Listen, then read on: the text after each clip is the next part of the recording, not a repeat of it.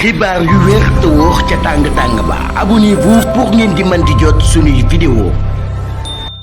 jërë ngeen jëf ci ànd gi ak ñun ci chaîne bii di Buzz 221 HD ginnaaw bi ñu leen nuyoo comme ni ñu ko daan defee saa su ne xibaar yi dañ koy door rek fulu bi ñuy wax ci ab somb bu toll ci juróom-ñaari milliards de francs CFA. explication yi nga xam ne nag Ferdinand Coly daan na koy def moom ancien international sénégalais bii day avril bi ñu weesu Cour des comptes daan na produire ab rapport définitif boo xam ne dafay wax ci ay marché de fourniture de matériel agricole et de construction d'un atelier d'entrepôt agricole.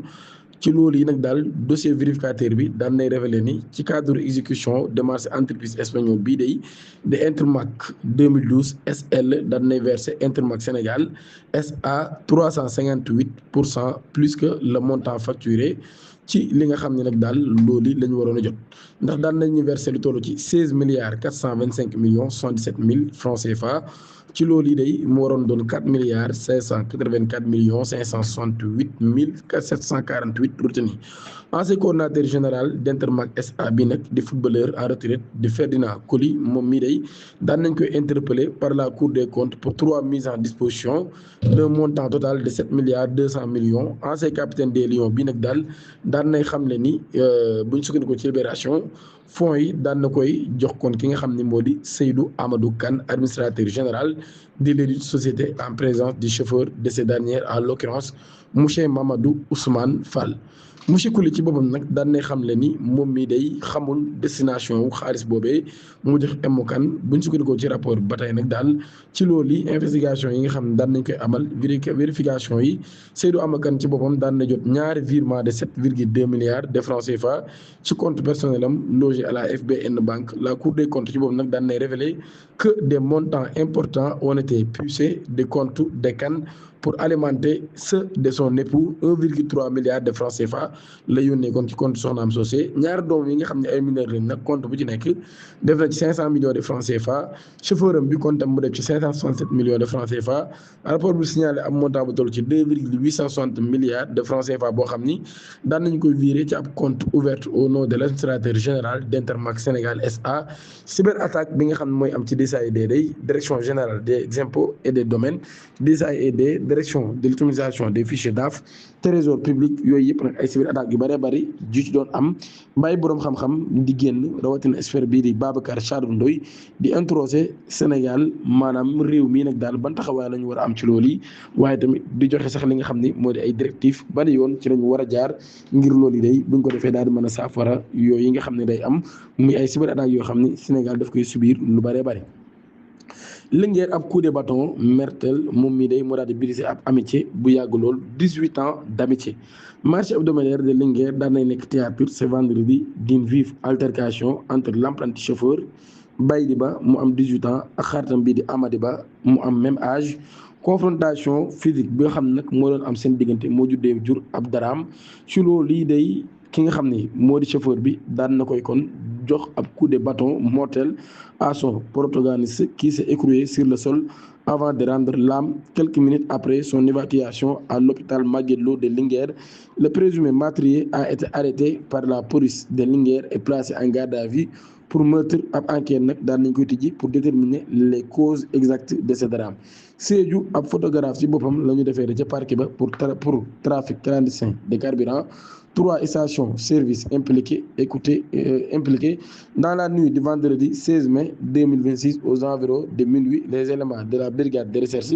du commissariat central de Sédhiou ñoom ñii day ñu doon amal opération de sécurisation de grande envergure dans la différentes artères de la ville. C'est dans ce cadre qu'un appel anonyme a orienté les enquêteurs vers le quartier Massakounda ab réseau de trafic clandestin de carburant ñoom ñi lañ daal di signalé ca foofee day sur place nag police yi daan nañ fa fekk ab importante quantité bu nekk ay boo xam ne ay carburant la def. ñu jàpp koo xam ne mi ngi judd ci atum 1977 ca Fanda di ab photographe profession dëkk ca quartier Montagne Rouge de Sédhiou moom mii day mën nañ wax ni moom moo doon jaay lu ni mel waaye loolu nag ñetti station de service daan nañ ci impliqué wu. ci loolu yi ci la ñuy jàllee ci beneen xibaar exploitation sexuelle patron bu Saare immobilier moom mii day daan nañ koy teg loxo ginnaaw bi nga xamee ni daan nay àgg ci kaw ñaari xale yoo xam ne ay frère lañ am juróom-benn jàpp juróom-ñetti at kenn ki am na juróom-benn at keneen ki am juróom-ñetti at. la patron de Saare immobilier Issar moom mii day en garde à vue lañ ko daal di placé pour accusation troublant d'abus sexuels sur deux frères de 6 et 8 ans. Cette affaire nag ñi nga xam moo situé le quartier de Oussou de Waguñaay 1 soulevait de vives inquiétudes au sein de la communauté. Patron de la société Sarr Immobilier moom mii day nekk ci Waguñaay 1 Isaar moom mii depuis démb nag lañ ko daal teg loxo jamono ji la police des HLM Biscuiterie ñoom ñoo ko daal di jàpp ginnaaw waajuru ñaari xale yooyu ñoom ñoo déposé ab plainte ndax waa jii day dafa àgg ci kaw seen ñaari doom ba pare nag doon leen menacé ni gis nga bis buñ ci waxee dafay faat li nga xam ni moo di seen bakkan muy mbir mu yéeme te doy waar lool. beneen mbir bi nga xam ni moo ko gën a yéeme te doy waar nag mooy Alxasim Diallo mi nga xam ne ab boutique la